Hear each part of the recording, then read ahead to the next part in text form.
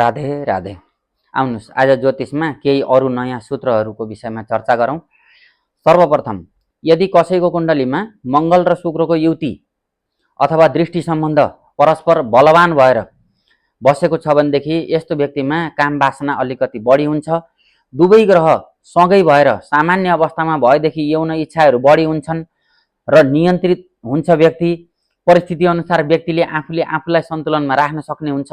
तर दुवै ग्रह अत्यन्त बली भएर सँगै बसेका छन् र खास गरेर 6औं, 7औं, 8औं भावमा अथवा द्वादश भावमा गएर यिनीहरूको युति बनेको छ अथवा लग्नमै बनेको छ भनेदेखि चाहिँ फेरि यस्ता व्यक्तिहरू चाहिँ ले आफ्नो भित्र यौन इच्छाको वेगलाई रोक्न सक्दैनन्।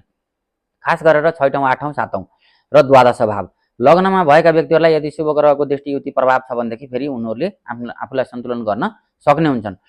र मङ्गल र शुक्र दुवै सन्तुलित भएमा फेरि व्यक्तिका धेरै विपरीत लिङ्गीहरूप्रति चाहिँ आकर्षण पनि हुन्छ र उनीहरूका मित्र पनि हुन्छन् र सबैसँग एउटा चाहिँ समान व्यवहार गर्ने हुन्छन्।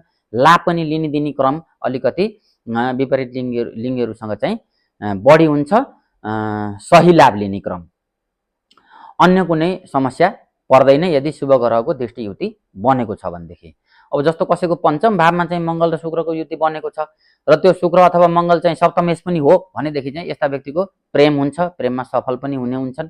अलिकति सङ्घर्ष अथवा चाहिँ भाइहरूको चाहिँ विरोध बिहोर्न पर्ने हुनसक्छ, तर प्रेममा सफल पनि हुने हुन्छन् किनभने शुक्र प्रेमको कारक हो।